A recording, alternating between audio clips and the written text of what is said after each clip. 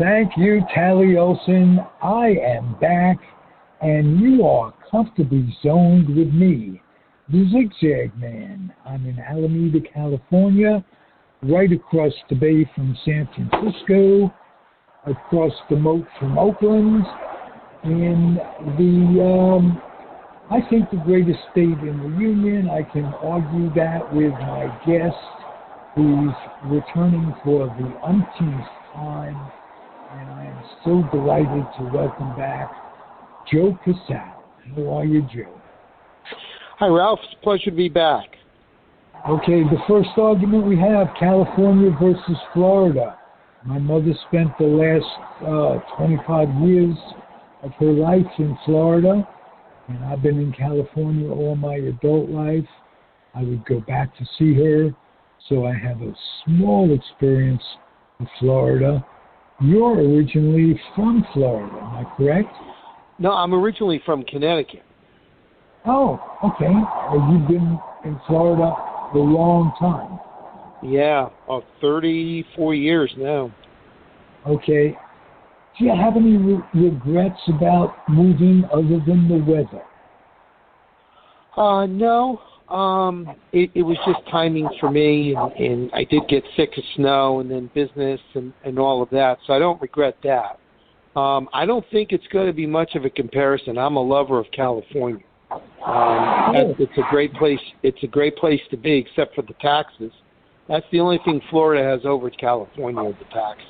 But, and the politics are a little more conducive to not getting sick to your stomach on a daily basis. Yeah, there's no question about that. The politics in California certainly lean in more my direction.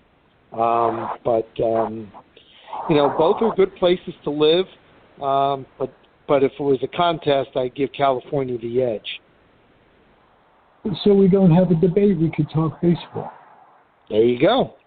All right. First, I'm going to ask you off the air if you want to indulge me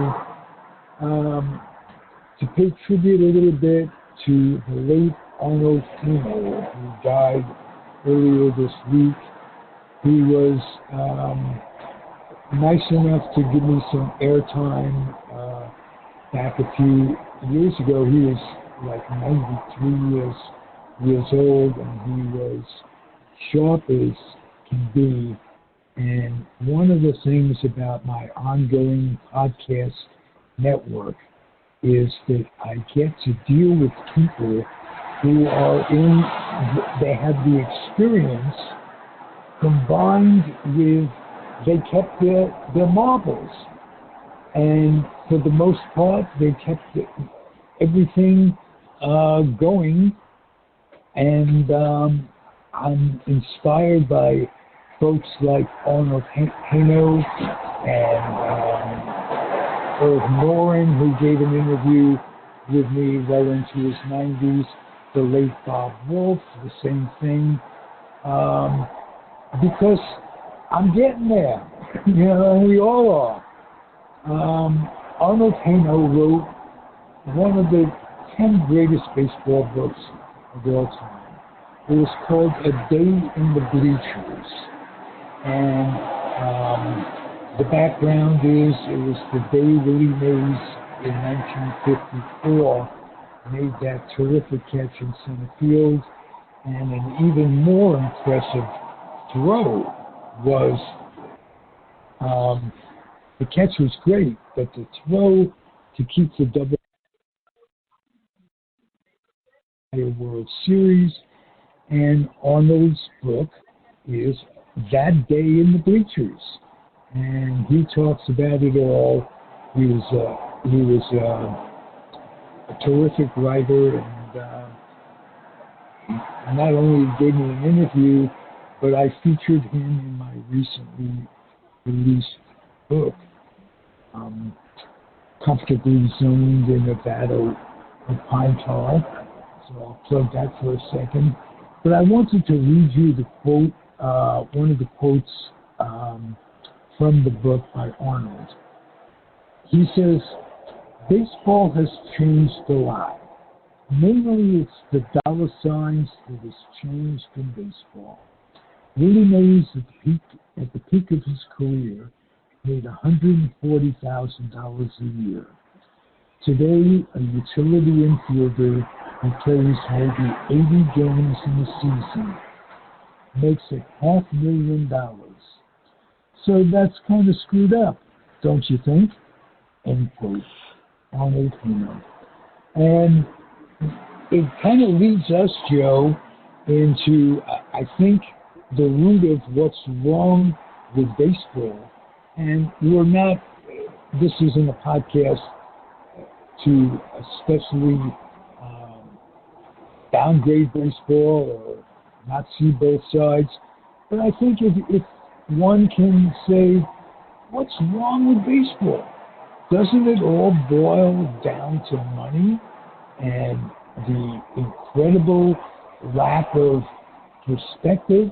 When we were kids, or at least when I was a kid, the minimum wage was in baseball $5,500 a year in the early 50s.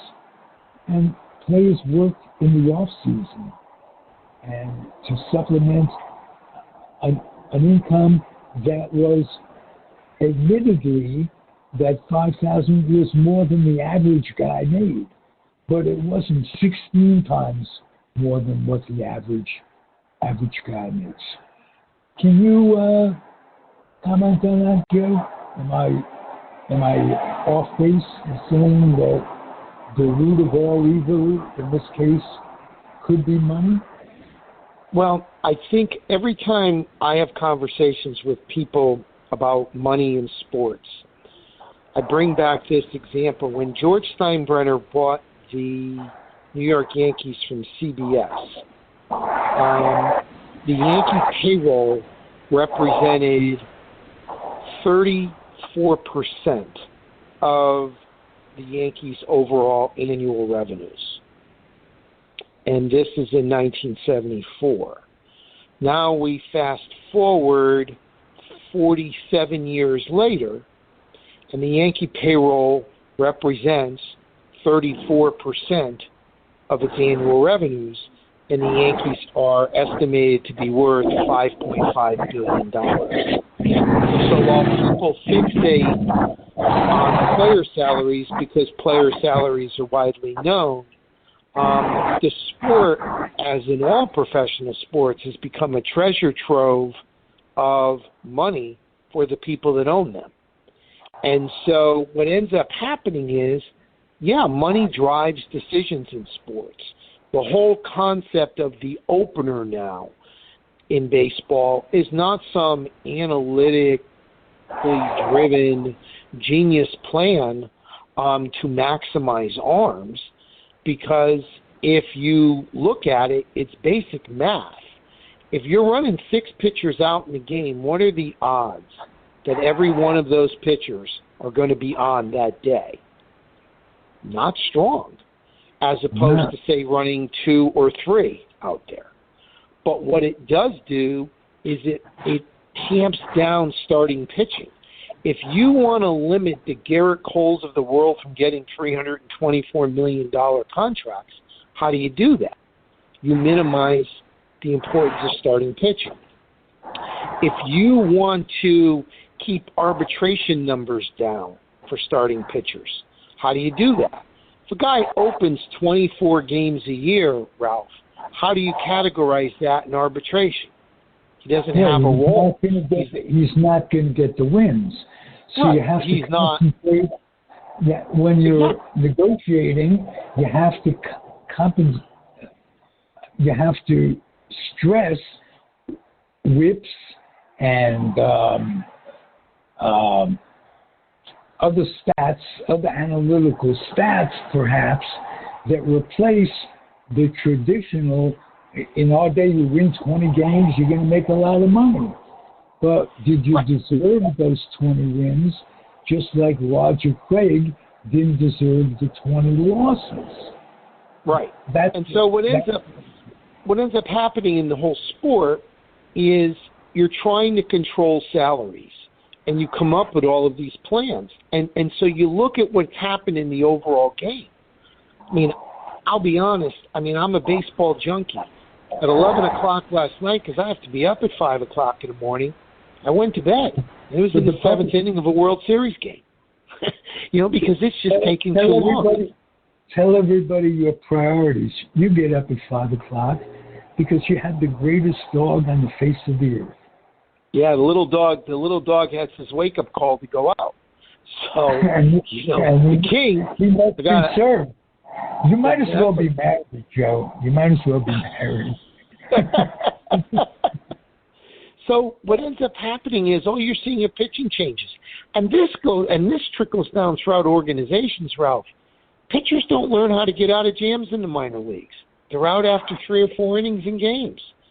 You rush them to the big leagues if you pay them big bonuses. So they're not equipped to handle workloads. And so, of course, the injuries increase. And this is the thing that I have the pull and tug with baseball people. Guys that end up on the injured list or off injured, that is a sunk cost. You lose money. So why are you creating an environment that almost invites injury? I mean, and so it just, the whole sport has gone over the edge, and it's not an anti-analytic discussion. I'll tell you a quick story. I have a friend of mine who's a retired analyst from NASA.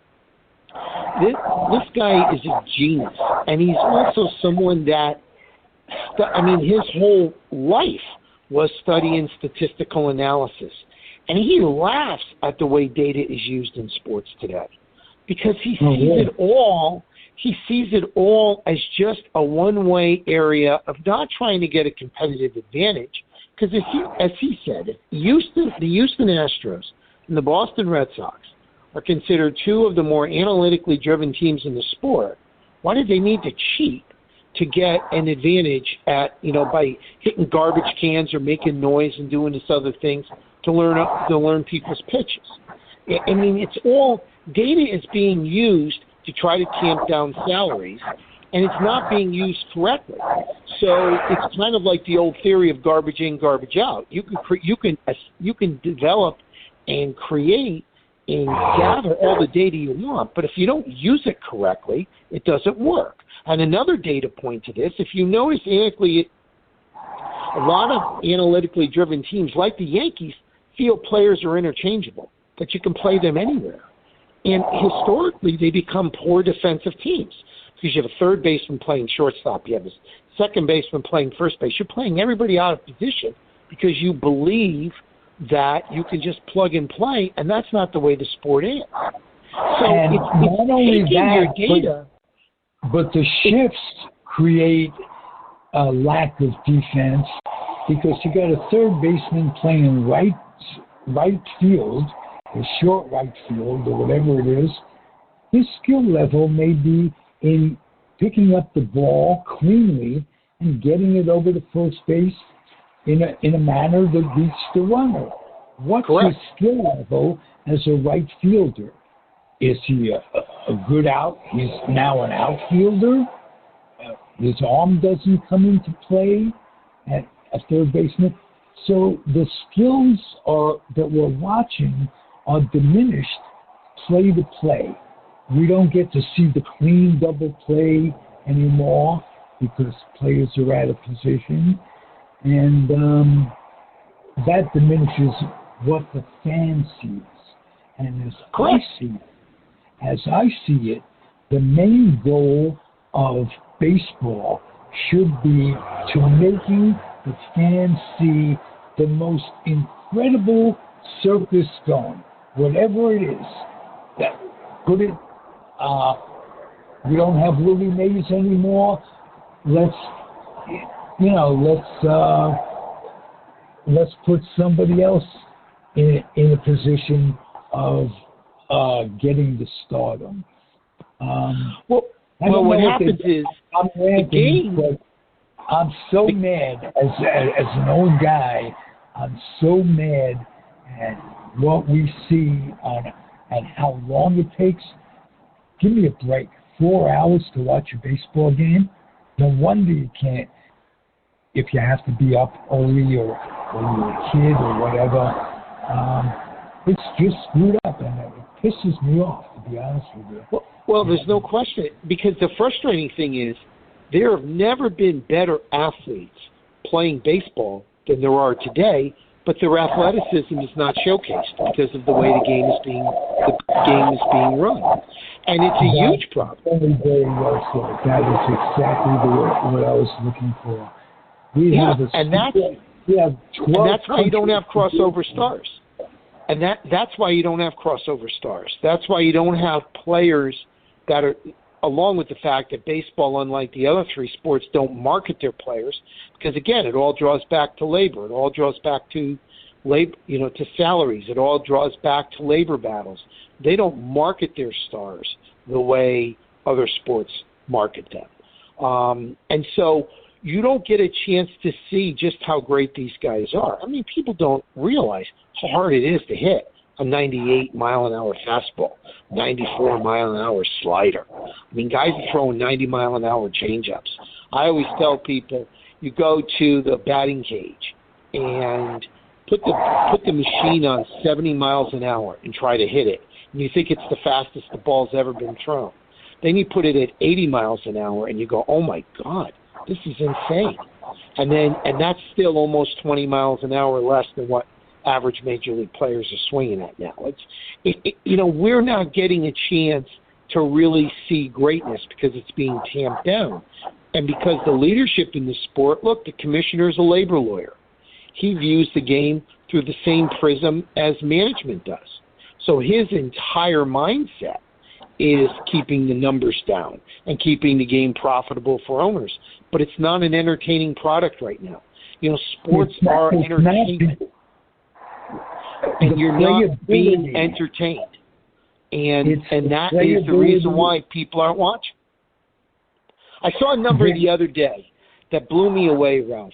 In 1977, when Reggie Jackson hit 3 home runs on 3 pitches in the World Series for the Yankees, there were 47 million people that watched Game 6 of that World Series. Now, granted, this was pre-cable television and you only had the networks and all of that, but baseball's going to struggle to get 10 million people to watch the World Series. I don't know any sport that you have 80% less of an audience over 40 years and you're going to try to sell that you're growing. You aren't. You're never going to get 40 million people again, but still, you're not getting the eyeballs, and they're not making the game appealing enough to watch it. I mean, I'm 63 years old. I've grown up around the game my whole life. I'll always watch baseball, but if I have kids, there's no way my kids are sitting through a 5-hour, 9-inning game. They're just not going to do it. They're going to do other things. And it's tough. It's very frustrating to those of us like you and I who love the game, and to see that the game really is not being run properly.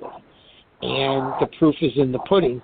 Last night in the 7th inning of a World Series game, a junkie like me said, hey, I've seen enough. I'm going to bed. You start losing the junkies, Ralph, you're never going to get the casual fan. And that's the tough part where baseball is right now. Just about developing the kids as fans by sacrificing when they can and can't watch the game. When are you going to get a World Series game watched by a kid anymore? If it's too late for you to watch, it's too late for them to watch. So what are they going to build their memories on to keep coming back? What are they going to talk about between pitches in 2045? And will there ever be, with all the loud music, will there ever be people that talk between pitches anymore? It just makes me sad, and I'm more sad for people like I can name 5 people on my network: Alan Blumpkin, Al Bach, George Case III, in their 80s, late 70s and 80s, and lifetime baseball fans like yourself that were fanatics that it's all, you're still young and working and you have interest. A lot of us, retired folks, it's more important. It's, and again, if my anger is showing through because we gave them a lot. We gave baseball a lot. It was all based on the fan early on. And now it's not. So I digress.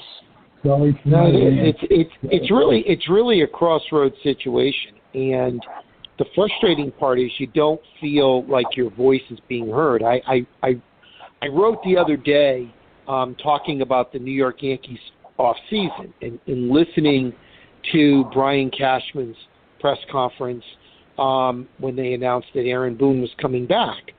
And what struck me is just the tremendous disconnect between the Yankees fan base and Yankees management. And it's not that you want the fans to dictate moves or anything. And the gist of what I was getting to was Aaron Boone did not do a great job of managing the Yankees this year. He got rewarded with a new 3-year contract with an option. And it was almost like the Yankees decided, hey, we had a disappointing season.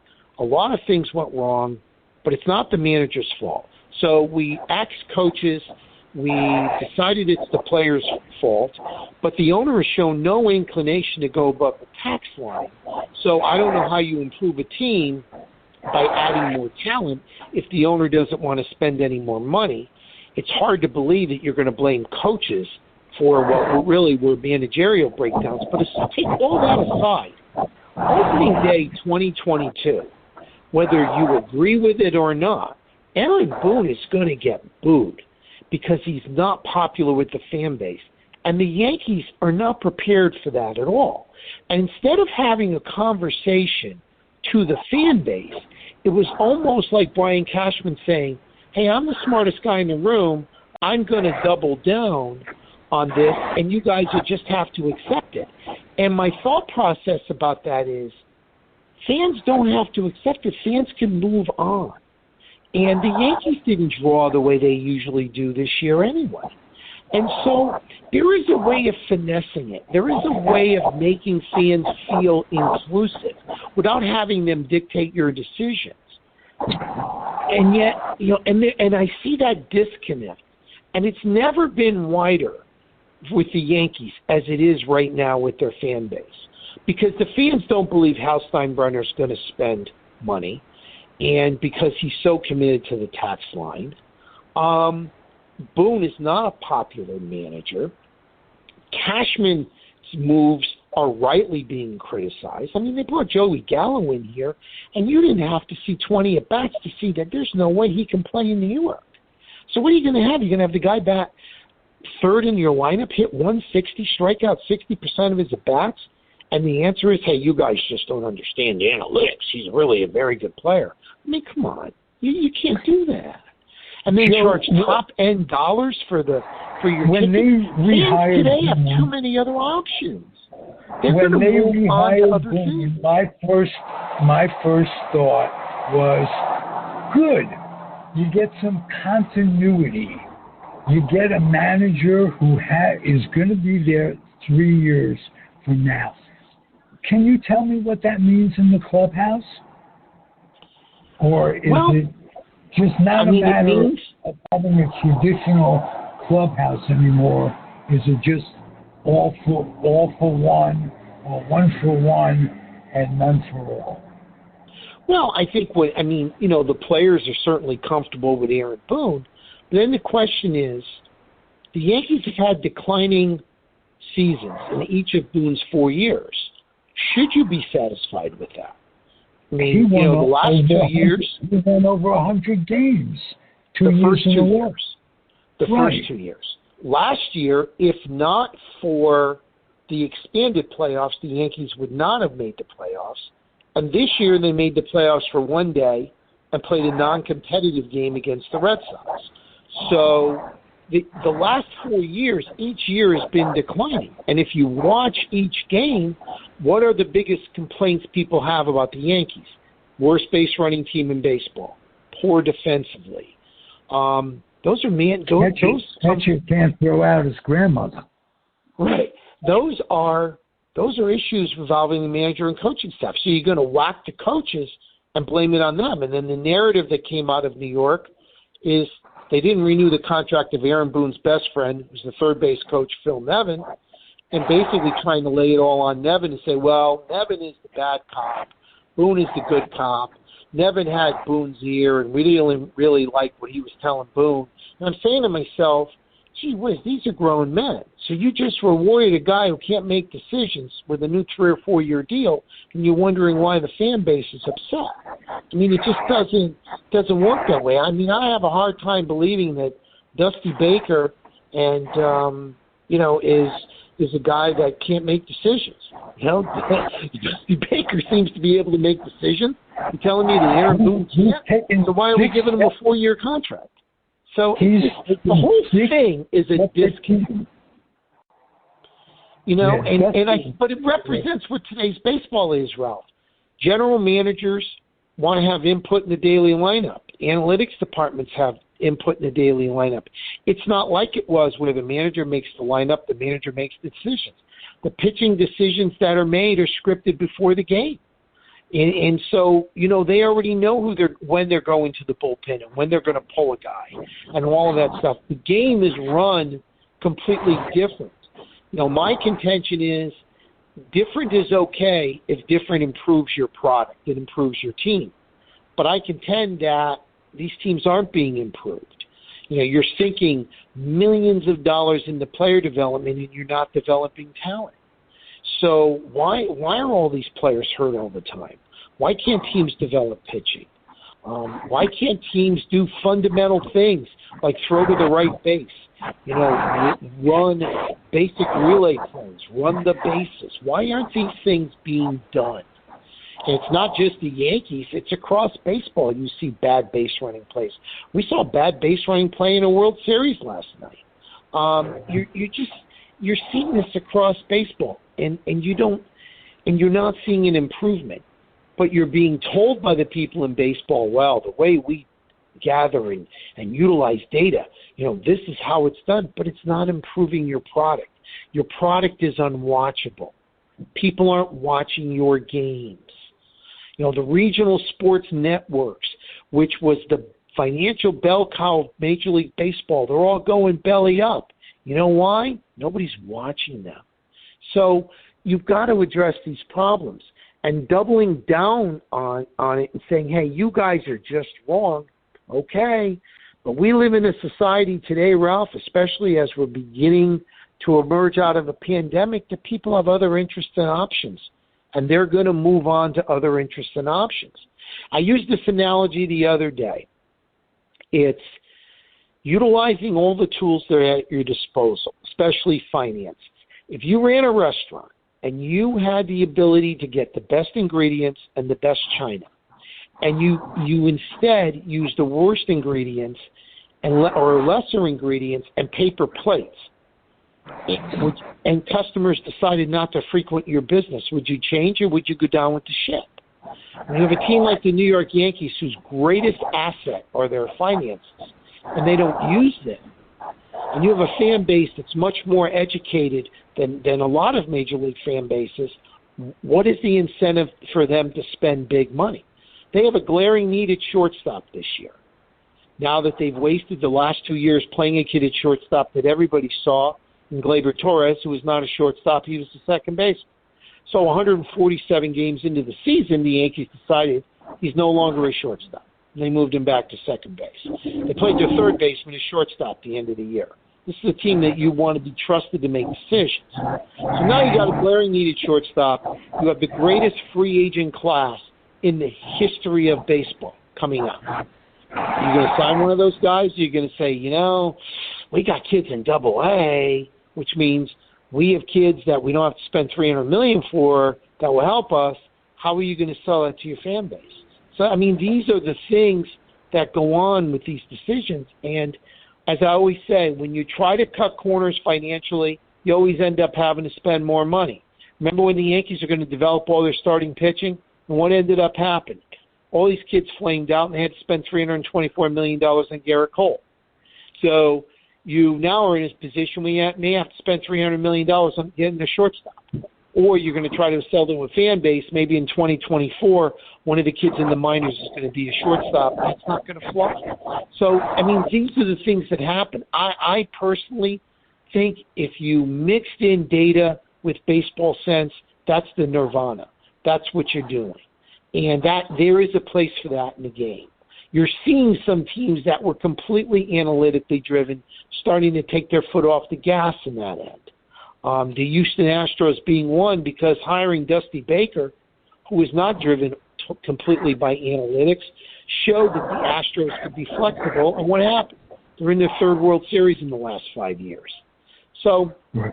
I think that's the direction you want to see the game go.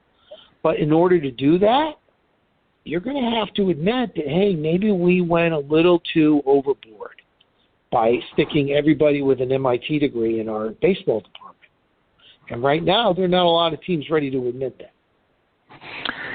Well, what I don't like about analytics is that a baseball player is a human being, and he's not likely to play up to his exact statistical probability on any given day. He could not play up to it, he could exceed it. But you need a manager who could put his finger on what's going on in that player's head and all the players' heads and combine a little analytics, but basically your gut has to tell you what's going on. I don't think it's being done in a lot of organizations. Well, and the proof is in the pudding, where how many of these organizations are developing their talent. And that, as Joe Torre always said, game is played by people with heartbeats. And if you don't tap into it, you're just missing out. And you look at baseball drafts, the highest whiff rate of any of the four major sports are the baseball draft. Teams are not developing their talent. And, I think, and listen, they formed a panel that Theo Epstein is chairing to try to find ways to fix the game.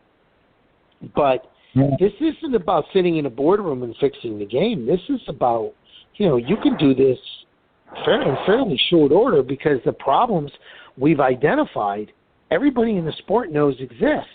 You can't continue to just, stick your head in the sand and make believe that it's all these people who don't understand, where the game is going. No, we understand where the game is going. The game is going off a cliff. And unless you address the problems, you're just going to get left behind. And that's the fear, I think, by all of us who love the game, that the game is just going to be an afterthought. And, in some markets it already is. It isn't in New York and St. Louis and Los Angeles and San Francisco, but it is in a lot of other markets. As good a team as the Tampa Rays have. The bay from Oakland, and that's a good example. That's right. Tampa's having a problem stadium-wise, thinking about moving to Montreal. Let me ask you, Joe, what do you think the labor agreement's going to come to? Is it going to be a strike? Is it going to be extended? It's a good question. I mean, I do think there may be a lockout upcoming, which could throw the whole free agency into chaos this offseason.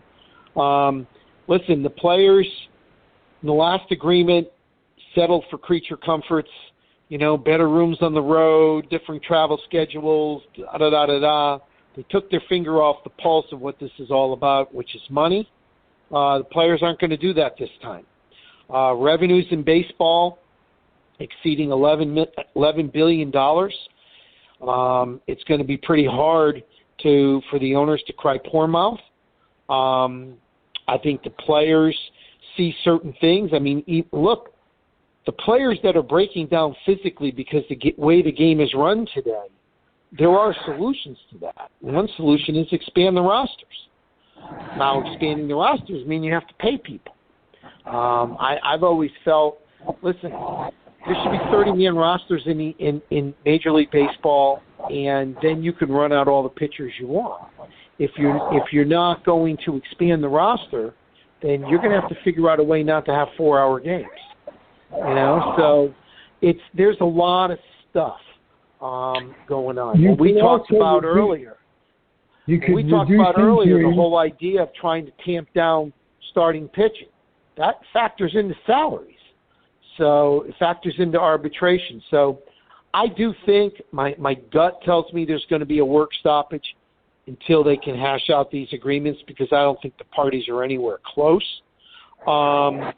How long that is, I couldn't even project that. But I think that there's definitely going to be a work stoppage of some kind, because, you know, actions like that create deadlines.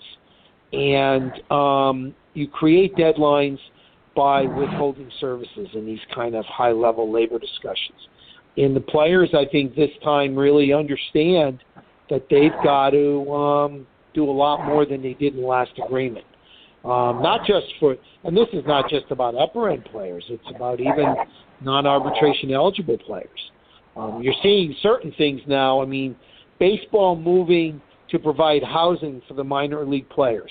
That's a monumental step, because those guys have been second-class citizens for ages. And so you're seeing all this stuff taking place, but I do think that, you know, I would be shocked if there's not a work stoppage. Let's put it that way. Well, when the MLB kept the minor leagues intact, there wasn't a housing shortage for the players. The major leagues have destroyed the minor leagues over the last year and a half. That's right. They've created that for themselves. There's a lot of independent leagues and what have you, but they're not very well funded, and they don't have any TV contracts. So you make your own bed. I think player development is really going to be stunted by the depletion of the minor leagues. Well, and it's been stunted because of the pandemic. You lost a whole year of development. You then changed the whole minor league system. That's not been to your advantage. I mean, there's no question about it. So, and the player, and listen, the Players Association, even though they, you know, don't oversee the minor leagues, they have to look at this, because these guys eventually become major league players. And if these guys in the minors don't feel that the union has their best interests at heart, when they become major league players, why are they going to be motivated to be active in union activities? They're not. You know, I've contended for years that the Players Association should look to unionize the minor league players to develop that kind of union loyalty that, you know, is not present right now if you want to move forward. And so, you know, there's a lot of work to be done. But I don't think there's any question that this collective bargaining negotiation right now is going to be the most important one in the last 30 or 40 years in Major League Baseball, because baseball is at a crossroads right now. It is not America's pastime. It is not the number one sport in the country. It is really a regional niche sport. And this basic agreement that the players and owners need to come up with has to be a win-win. It can't be one side winning and gloating for years on end that they stuck it to the other side, because that's not going to work anymore. And the owners are going to have to give more than they're ready to give right now. Under the auspices is they got a whole hell of a lot than they bargained for in the last agreement. So there has to be more give and take. And Rob Manfred is not a give and take guy. Rob Manfred's only commissioner of baseball because he beat the tar out of the players in the last collective bargaining negotiation. So I don't see Rob Manfred, of all people, deciding to be a conciliatory tone and try to work things out. So it becomes a war zone again, as baseball negotiations have always been. And, it's going to be interesting to me to see what the players do now. Are the players going to fold for creature comforts like they did in the last one? Or are they going to hold the line hard now? Because if they hold the line hard, in my opinion, they'll get more. Because while owners are wealthier now than they've ever been, as we saw with the pandemic, once that revenue stops coming in, I don't care how many billions are worth, you start convincing yourself you're feeling it. So, and that spurs action. But are the players united enough to do that? I don't know. They used to be. I don't know if they still are. But there's no question this is going to be, and it has been already, a contentious negotiation, and I think it's only going to get worse as we get closer to spring training. The DH issue in the National League, what's your prediction on that? I think there's going to be a universal DH. It's time. You're trying to create more action in the sport. You're trying to create more entertainment. Nobody's entertained by watching pitchers bat anymore. I mean, when you consider that the DH is in every level of baseball but one league, I mean, it's just time. But I think, again, there's going to be a price to, everything is a negotiation. If we give you a universal DH, what are you giving us in return kind of thing? But I do think the time has come for that. I think we should have had it this year. They're probably going to expand the playoffs, which I'm not in favor of, because I think the more you diminish the regular season, the tougher it gets. And what we're seeing right now with the playoffs is we're seeing a kind of a game of attrition. I mean, none of these teams have pitchers anymore. They're all hurt. So how are you going to balance that off? And, I've said, as I said earlier, there should be expanded rosters. If you have 30-man rosters, you can carry a 15-man pitching staff. You can carry 15 guys, which means you'll have more bench players, which means you can create more rest situations. You can create a scenario where you would have less injuries and not more. But are the owners going to be willing to do that?